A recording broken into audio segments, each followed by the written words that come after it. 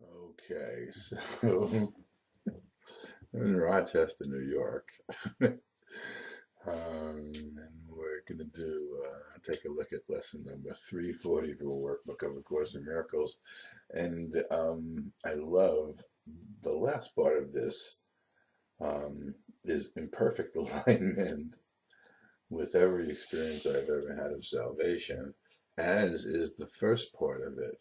Um, in line with the way I've come to know that each one of us can live in order to be happy by utilizing a forgiving mind, in a sense.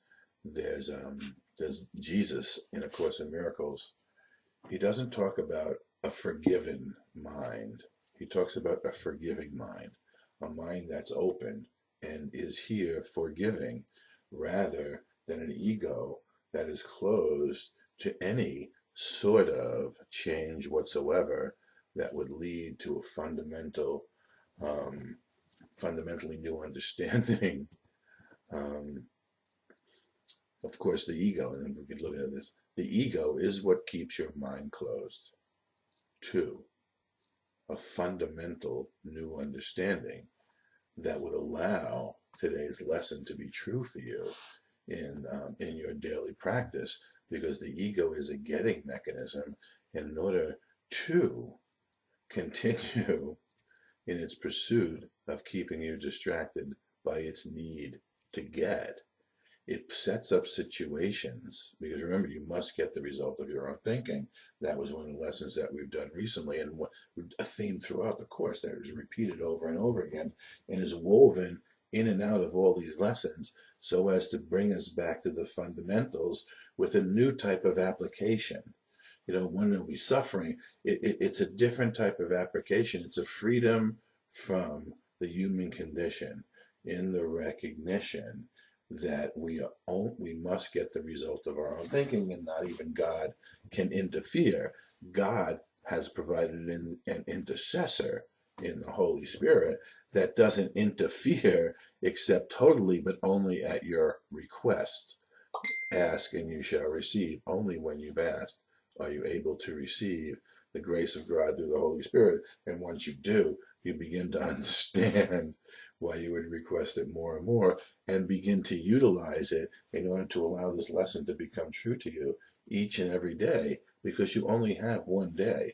The past, what we're forgiving is all our misconceptions of who we are, based on all of our past concepts and perceptions, and understandings, including those we have about time and space, including what we have about A Course in Miracles. Each minute we are renewed.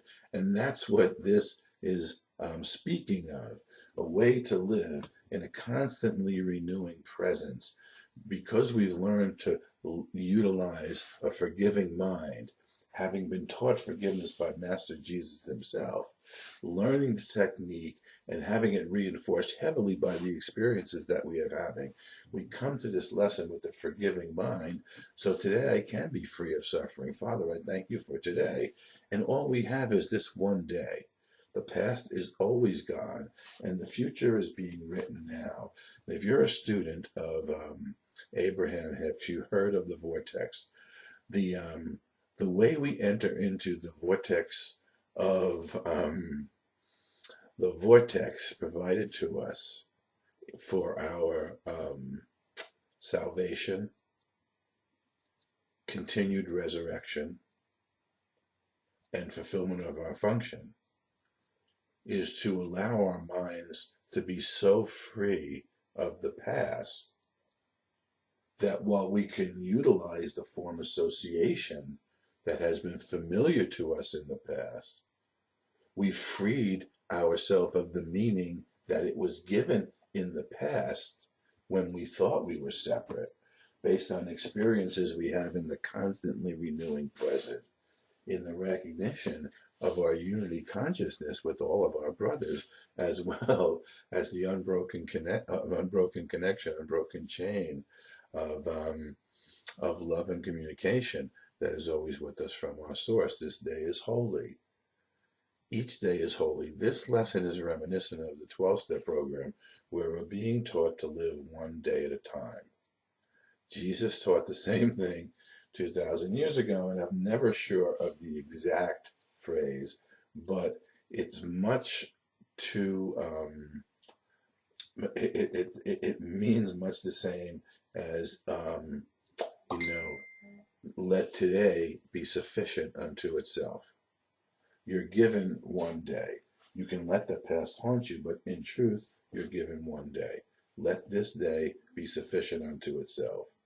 Meet the day with the responsibility that you have taken in your new forgiving mind, and allow everything to become part of the purification process that the vortex provides for us as we live timelessly in space and time, and begin to glimpse and understand the nature of our true infinite self.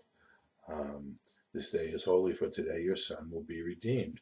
I am redeemed each and every day.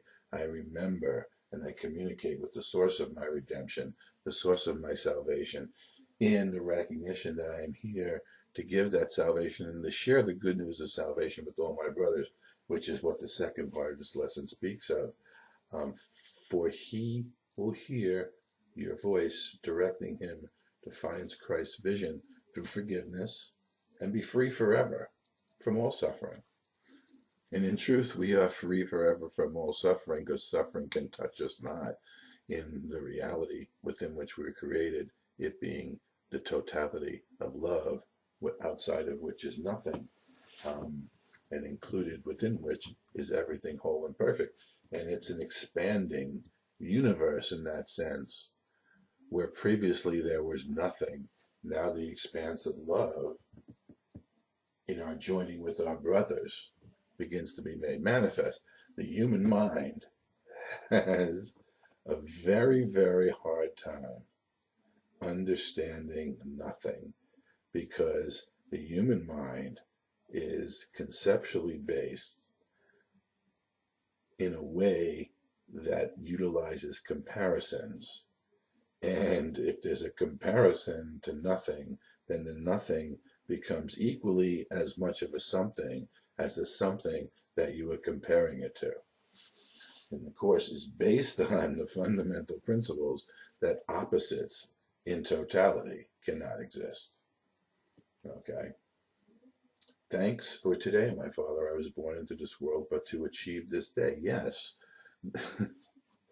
I don't know how to teach the experience that comes along with having a forgiven mind, having a mind that has experienced forgiveness and therefore knows it has been forgiven and can live in the constancy of being here forgiving.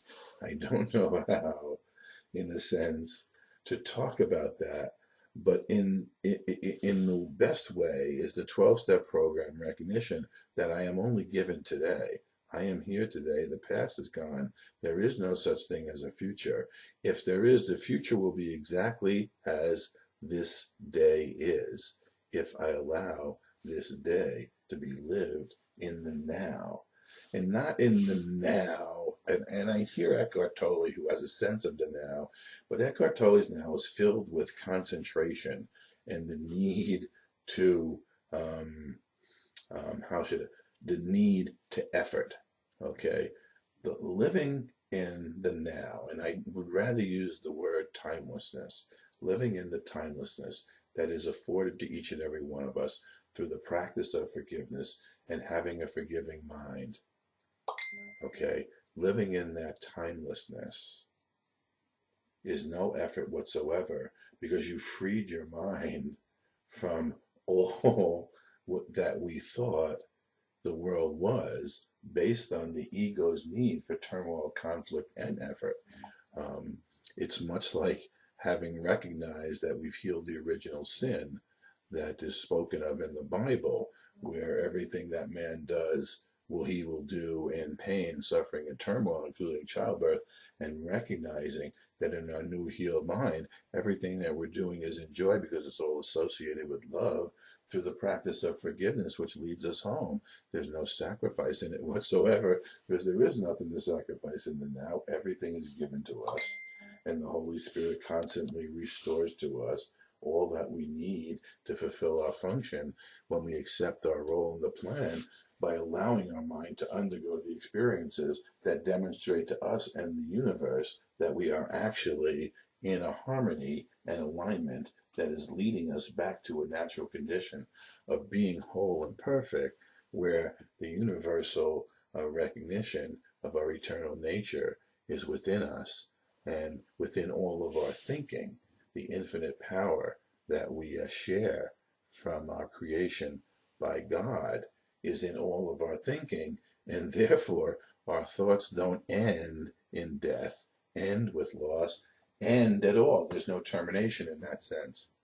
It's an ongoing completion and an ever-present, timeless moment, wherein which each moment is free from the past, so that the future can be free from our need to live as we previously did, and experience the joy of God in the communication that we share with Him. Be glad today.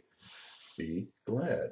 There is no room for anything but joy and thanks for today.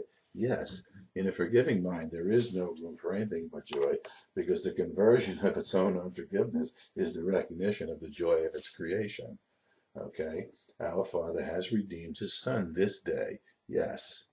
And each day we live in the recognition of the timeless nature of what's taking place within us and therefore around us, where we're no longer locked in and limited by, and I wish I could teach this and explain it the right way, any definitions, be they of limitation or definitions of unlimited, or definitions that would seem to indicate an unlimited nature, still based on the ideas of limitation that could establish an alternative in which they're not true.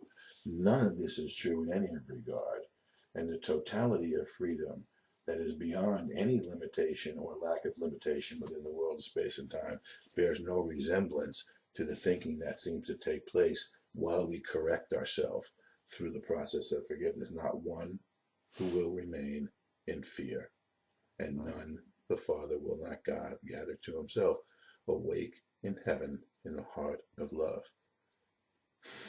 This dream was over a long, long time ago. In fact, once it was over, it had never been dreamed whatsoever, and we're all safely at home, dreaming, revisiting what went on with the new forgiving mind, rather than the retentive mind of the ego in order to hold on things, thinking it can satisfy some God that it wants to take its toll even unto death and beyond.